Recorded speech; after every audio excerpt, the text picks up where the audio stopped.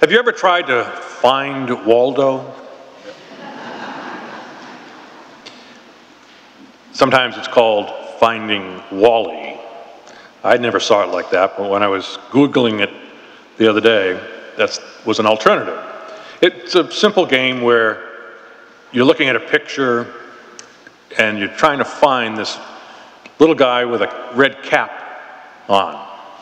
And sometimes it's very easy, but sometimes it's difficult.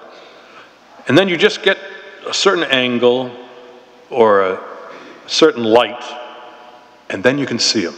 He was there all the time, but you really didn't appreciate his presence. Now, I'm not sure how this would stand up in a theological argument, but finding Waldo might be a hint at the Transfiguration that we experience.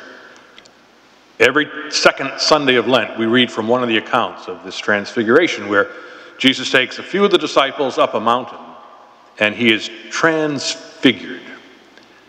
I'm not really sure what that means. And it basically says he was somehow seen in a different light. He looked differently. And these figures from the Old Testament prophets were with him. And they heard a voice, "This is my beloved Son, listen to him." In a way, they saw this same Jesus in a different light. It was like finding out that he was Waldo. I better look for the lightning on that one, but he was there all the time, but you just saw him differently. In the gospel, Jesus makes a prediction of his passion and death right before the Transfiguration.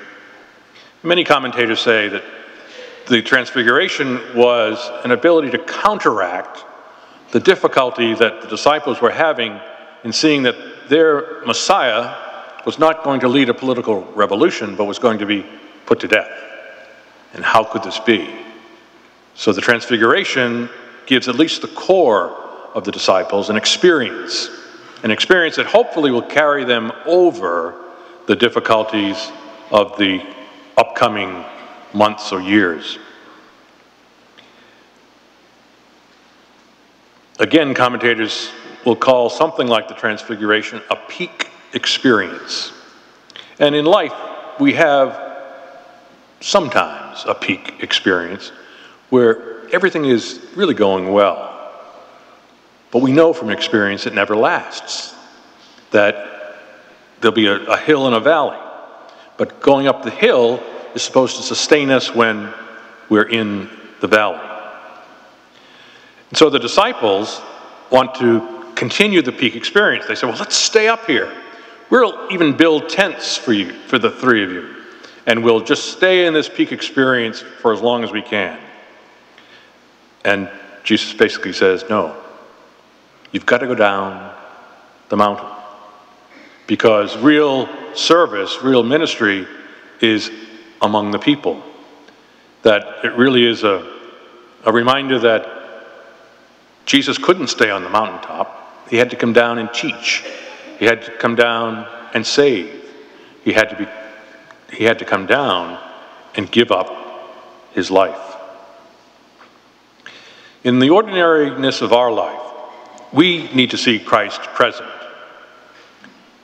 Transfigured, perhaps, by looking at the other in a different way, by taking a different angle, by taking a different position that Christ is really hidden in that person, and it's up for me to find him.